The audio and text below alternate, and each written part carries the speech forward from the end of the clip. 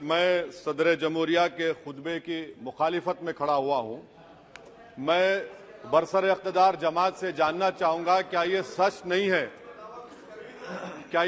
नहीं है कि आप ही के आदाद शुमार 75वां NSSO का डेटा ये कहता है कि 25% मुस्लिम बच्चे पैसों की गुर्बत की वजह से तालीम से ड्रॉप आउट हो जाते हैं।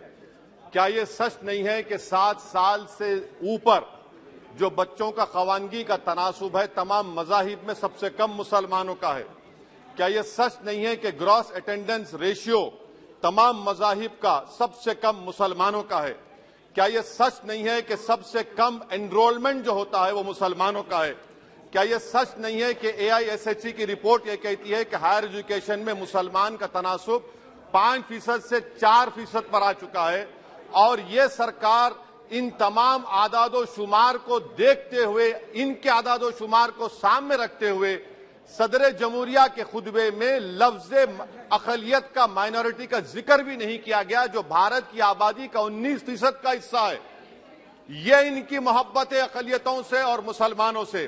सर, क्या यह बात सच नहीं है कि आपने माइनॉरिटी के बजट को 40% कम कर दिया, स्कॉलरशिप के पैसों में 560 करोड़ रुपए कम कर दिए?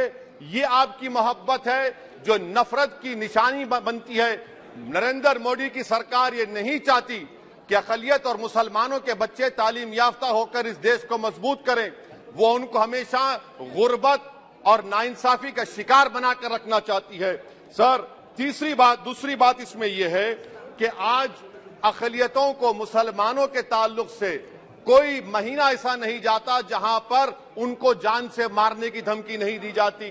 बरसर इख्तिदार जमात के एक MP साहिबा ने कहा कि चाकुओं को सिर्फ तरकारी के लिए इस्तेमाल मत करो, गर्दनें काटने के लिए इस्तेमाल करो।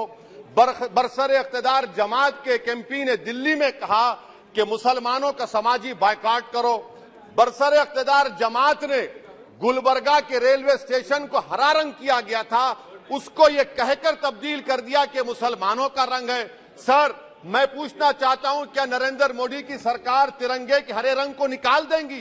क्या हरा रंग मुसलमानों का है? क्या नरेंद्र मोदी की सरकार खरबूजे पर पाबंदी आयद कर देगी और देश की जनता से कहेगी कि नागपुर में आपके हेड ऑफिस में उगा हुआ सिर्फ संतरा खाया जाएगा?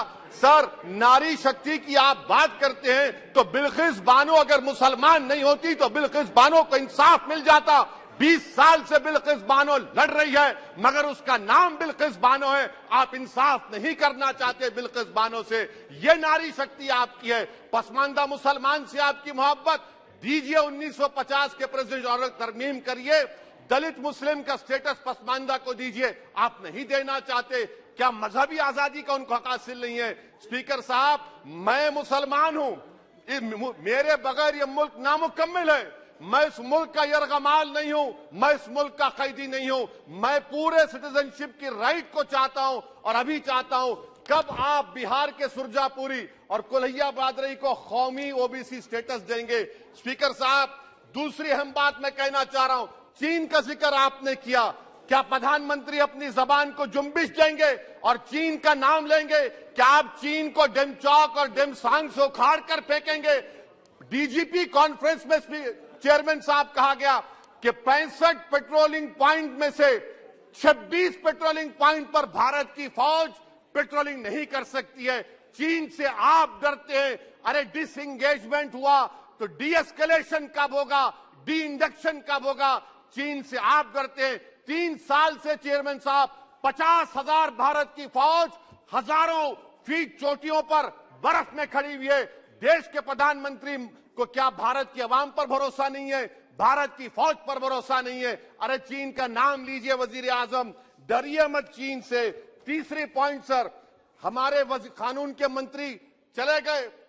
पैराग्राफ 79 और 82 में बेसिक स्ट्रक्चर पर, आईनी ओहदों पर बैठे हुए लोग बेसिक स्ट्रक्चर पर तनकीद करते हैं, लॉ मिनिस्टर कॉलेजियम पर तनकीद करते हैं। इस ऐवान में जब NJSE का बिल आया, मैं वाहिद MP था, अब याद होगा आपको, जो मैंने कहा था कि भारत के संविधान के खिलाफ होगा बेसिक स्ट्रक्चर के।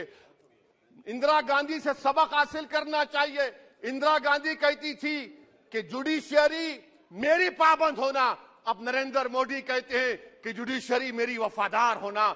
इंदिरा गांधी ने 42nd अमेंडमेंट किया, देश की जनता ने इंदिरा गांधी को इख्तियार से बेदखल कर दिया। आप वही इंदिरा गांधी के इरा को ला रहे हैं।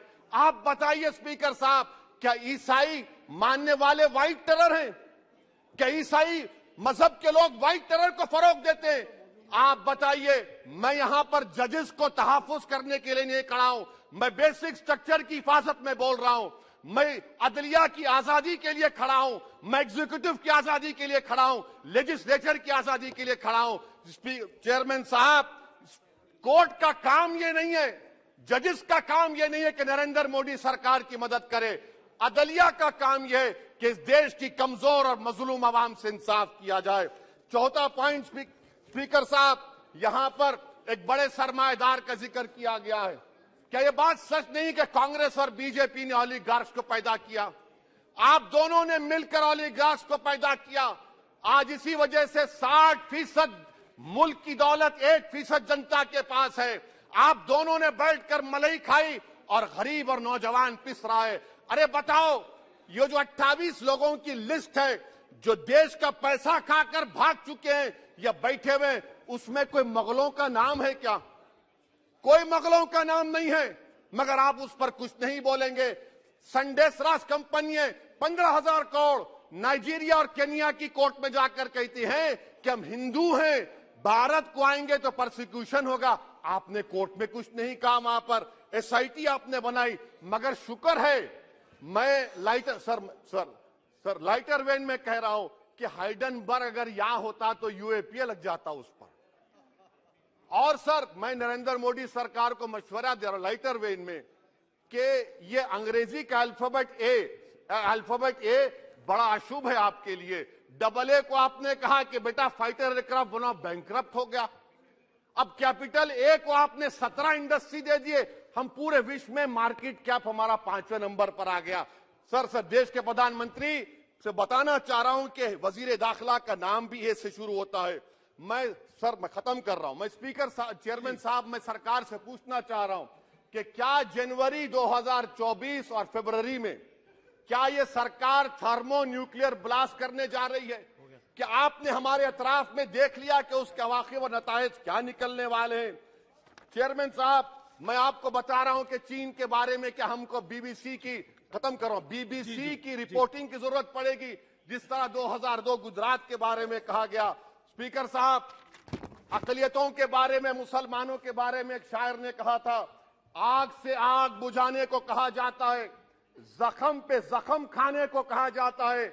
हम वफादार है बताने के लिए, हमको अपना सर कटाने के लिए कहा जाता है। सर, देश के प्रधानमंत्री पूरे फॉरेन टूर में जाते हैं, वहां पर गांधी का नाम लेते हैं।